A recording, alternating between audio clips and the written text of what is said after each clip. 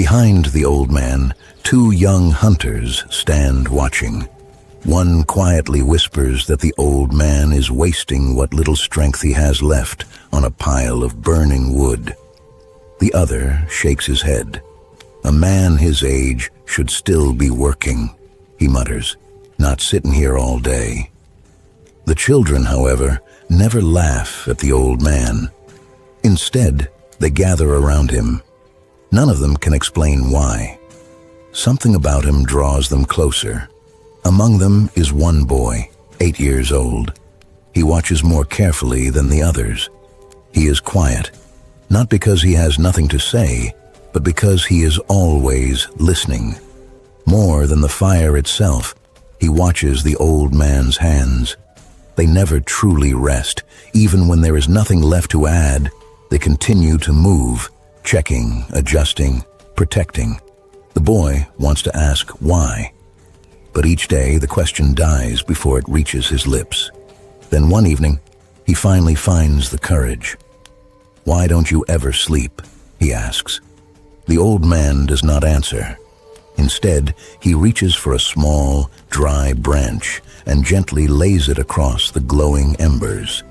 The flame grows brighter. The boy watches in silence.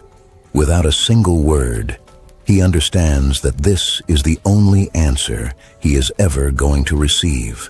Later that afternoon, something changes. The birds fall silent. Then, almost all at once, they burst from the trees, rising into the sky like a dark wave. A cold wind sweeps through the valley. It carries the smell of rain that has not yet fallen. The hunters pay no attention. The children continue chasing one another between the shelters.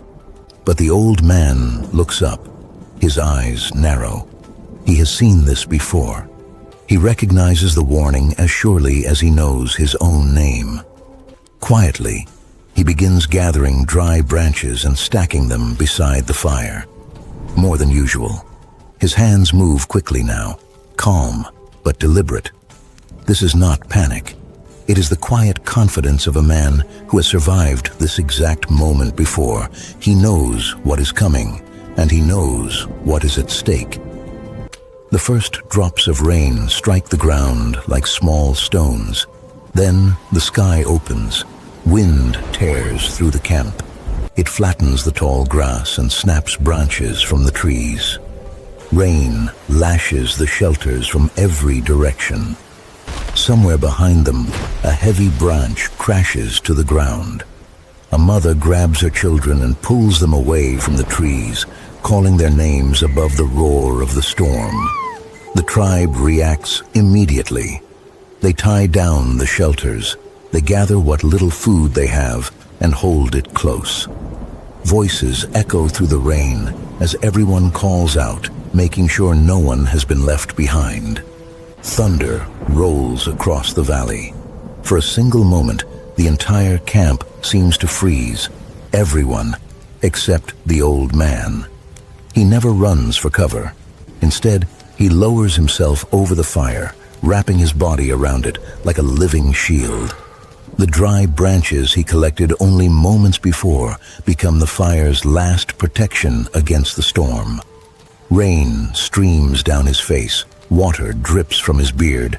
Still, his hands never stop moving, one careful branch after another, feeding, protecting, refusing to surrender. The boy watches from the entrance of his family's shelter. He looks at his mother, then back at the old man. For only a moment, he hesitates. Then he makes his choice. He runs into the storm. Instead of returning to his family, he kneels beside the old man. The fire begins to lose its battle. One log after another collapses into glowing coals. The flames shrink lower until only a handful of embers remain. Even they begin to fade. Bright orange slowly turns into a dull, dying red. Around them, the storm reaches its full strength. Wind screams through the narrow valley like a living thing. Somewhere in the darkness, a shelter gives way. A child is crying. No one has the strength to comfort her. The old man gently cups what remains of the fire inside both hands, a single glowing ember, barely alive, small enough to disappear beneath one powerful gust of wind. He curls his body tighter around it. Every movement is careful. Every breath is measured. He blows softly across the ember, not enough to smother it, just enough to feed it. Beside him, the boy silently raises his own hands. He shields the old man's hands with his own, offering what little warmth an 8-year-old body can give. Neither of them speaks. There are no words that matter more than keeping the fire alive. Slowly, the storm begins to lose its strength. The wind no longer howls through the valley. The rain fades to a light drizzle, then stops altogether. Gray morning light slowly returns. One by one, the members of the tribe emerge from whatever shelter they manage to find. They count one another. They search for injuries. They quietly begin discussing what must be rebuilt.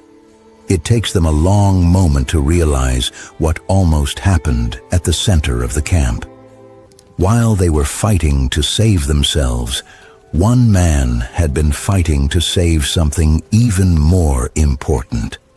In the old man's hands, impossibly, a tiny red ember still glows.